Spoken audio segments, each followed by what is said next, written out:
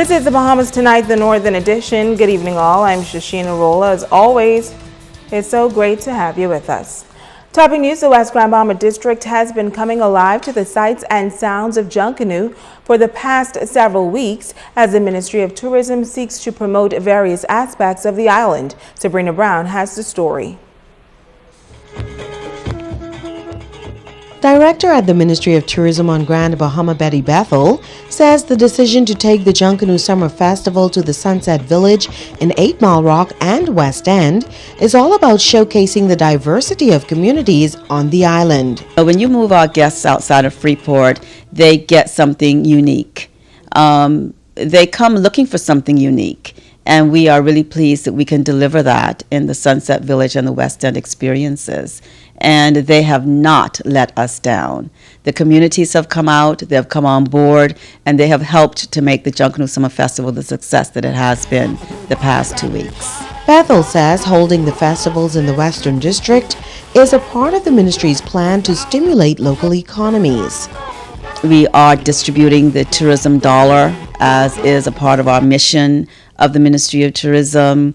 We are creating job opportunities because when we go into the community, we don't just take an event there. We make sure that we engage all of the services that are available in those communities. So we wouldn't use entertainers. We try to use the entertainers that come from those communities. We try to use the DJ services that live in those communities, the tent services, all of the services that it takes to pull off a festival, an event, we source locally. And then we go outside of the community if those services are not available there. The Ministry of Tourism has also created an historical tour for the Junkanoo Summer Festival, which Bethel says will become a regular for tour operators on the island. We have created a tour that takes in the days of Al Capone, the heydays of the Star Hotel, the canning factory that existed in the West End, the historical sites like the Anglican Church, St. Mary Magdalene, which is a big part of the history of the West End. So we are leaving something sustainable that tourists will continue to go into the West to explore and experience. Sabrina Brown, ZNS Network News.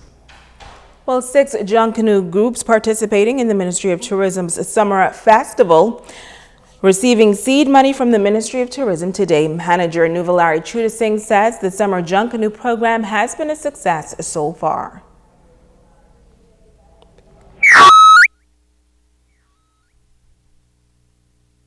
We've had a wonderful turnout, both in 8 Mile Rock and West End.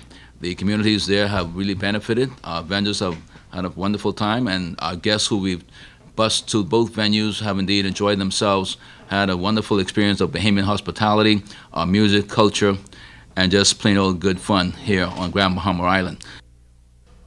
Now, Chairman of the Grand Bahama Junkanoo Committee, Allison Smith, and group leaders are excited about the opportunity to showcase Bahamian culture in the Western District. Before last, and if you missed it, an extremely well put together production. So I just want to say to the Grand Bahama community, come on out, and thank you again to the Ministry of Tourism. I want to thank the Ministry of Tourism for putting us in this position. I feel like we were at a disadvantage, and we could assure the public the tourism next year would even be better. Kingdom Culture has taken full advantage of all the everything that was extended to us, the invite to come and perform. We prepared ourselves to the best of our ability. On behalf of the Western Star Titans, we are going to come out, perform, and do our best and give everybody out there the best type of show that they ever want to see in Junkanoo. Now, the Junkanoo Summer Festival will close out in West End this weekend. Friday night, the music competition will be held at the Sunset Village in 8 Mile Rock. Then on Saturday, the grand finale will take place in West End with a costume competition and overall judging. Meantime, a local tour operator is celebrating after receiving another international recognition. H. Forbes Charter Service has been chosen to receive the 2015 Quality Assurance Award from MLT Vacations. This award recognizes a select group of hotels, destination management companies, and car rental companies for outstanding quality, customer service, and product delivery. H. Forbes Charter was chosen along with Majestic Tours out of New Providence for outstanding destination management. Earlier this year, H. Forbes Charter, in conjunction with Bahamas Adventures, earned the title of the top-rated tour company in the Caribbean on Viator for the second consecutive year. Switching gears now, a mother and daughter facing serious charges in the Freeport Magistrate Court. Megan Shepard has the details.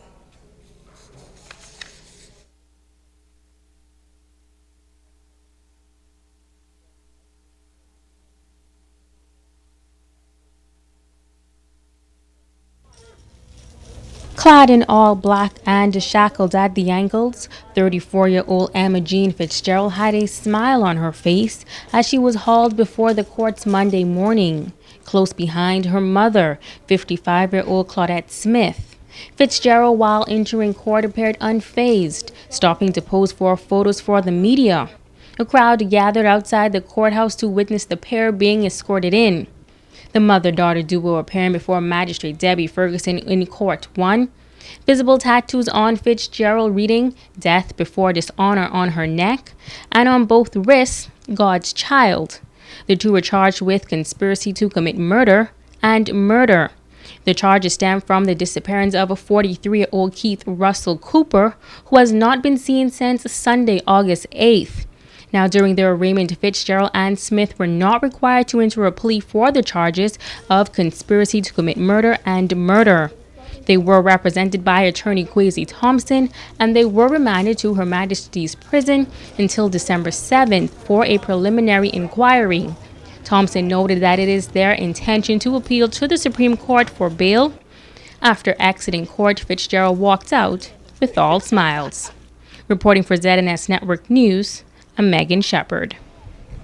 Thanks, Megan. Well, police in Abaco are investigating a shooting incident that has left a 19-year-old man in hospital. Reports are that on Sunday, August 16th, shortly before 5 a.m., police received information that a man, while in the area of a business establishment in Dundas Town, was shot to his right hand by a male unknown to him. He was taken to the Marsh Harbor Clinic by private vehicle. He is listed in stable condition. 2 men, both of Central Pines, Abaco, were arrested and are assisting police with this investigation. Stay with us. The Bahamas Tonight, the Northern Edition, continues right after this. Bringing news that matters to you. You're watching the Bahamas Tonight, Northern Edition. Welcome back. An historic time for the island of Cuba and our neighbors to the north, the United States. The highly controversial reestablishment of the diplomatic relations and the reopening of the United States Embassy in Cuba, the focus as an official ceremony, was held in Havana Friday. The event follows last month's reopening of the Cuban Embassy in Washington, D.C. Many are giving their take on what this could mean, including a United States attorney. Joan Davis-Roll reports.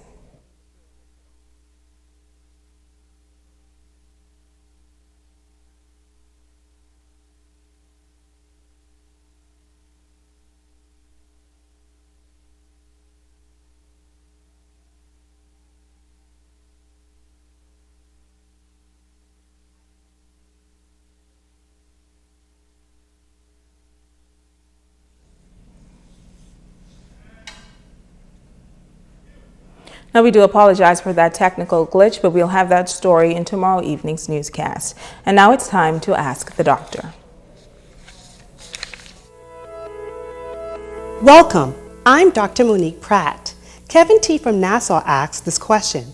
For the past 2 days, I have had severe lower back pain that travels down the back of my thigh, and taking Panadol does not help. Should I see a doctor? Thanks for your question, Kevin. One type of spinal problem that can cause the symptoms you are describing is sciatica, also commonly referred to as a pinched nerve. The name sciatica comes from the sciatic nerve, which is the largest nerve in the body. When this nerve becomes irritated, it can cause a type of pain that you're experiencing. The pain is felt in the lower back and radiates down the butt and thigh, usually ending just below the knee. The most common cause of sciatica is arthritis of the lower spine, which can be related to age. The disc in the spine, which is the cushion-like material that separates the bones in the spine called vertebra, may bulge and irritate the sciatic nerve and cause pain. Also, putting stress on your spine, being overweight, and pregnancy can all increase the risk for developing sciatica. So to answer your question, Kevin, yes, you should schedule an appointment with your doctor since you will likely require a CT scan or an MRI of your spine. Treatment options for your back pain, whether it's physical therapy or medications, will depend on the cause. I'm Dr. Monique Pratt, and this has been Ask the Doctor. Stay with us. Sabrina Brown has a check on sports when we return.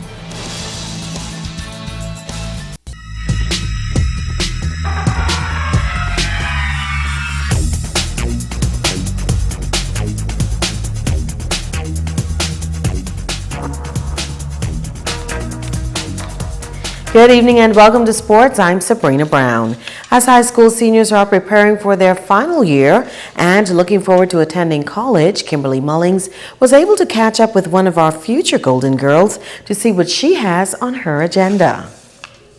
She's had a spectacular season on the track, and Brianne Bethel is certainly a name to remember. She recalls Carifta as her best experience for the year and the World Relays as the most rewarding.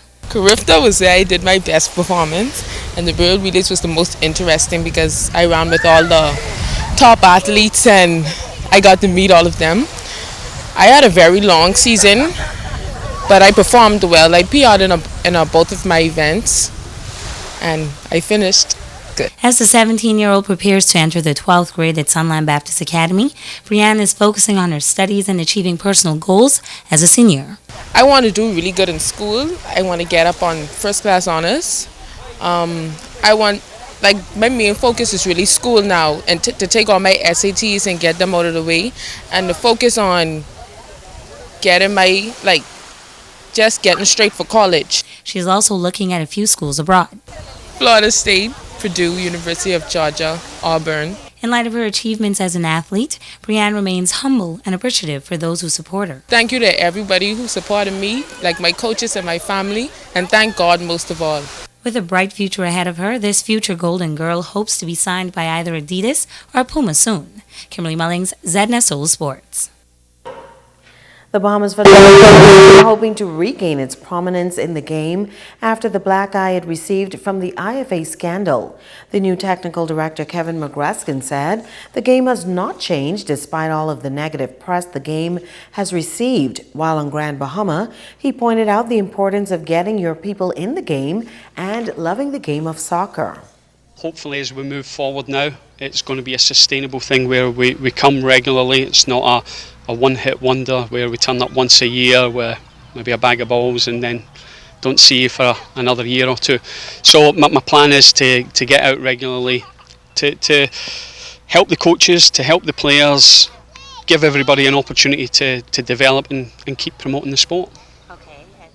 He says the Bahamas has a wealth of soccer talent and it's up to coaches and support teams to make the difference. The great thing about the game for any of the players involved is the social skills that they learn, the interaction with their peers, and if we can get more players interacting with each other from different social environments and different family islands, they learn a little bit of different stuff from everybody else, as opposed to if they're just in their own closed community all the time, they're only ever going to know what they've always known. So I think that's quite important, the different ideas that everybody can bring to the table. The Abaco Club at Winding Bay in Abaco is a hidden jewel that is quickly being called a must-see and play golf course. Ricardo Lightbourne has the 411. The Abaco Club at Winding Bay is a hidden jewel on the east coast of Abaco, 7,000 yards from the gold tees and 5,000 from the red. The Abaco Club is under the management of Southworth Golf, and a jewel of the Abacos has been transformed. The plush fairways and pristine greens provide golfers with the ultimate challenge and quality play. Golf pro Philip Johnson said, well, it's an upgrade in progress and it's all positive. We've resodded 2 of the bunkers kind of as a test with the zoysia grass.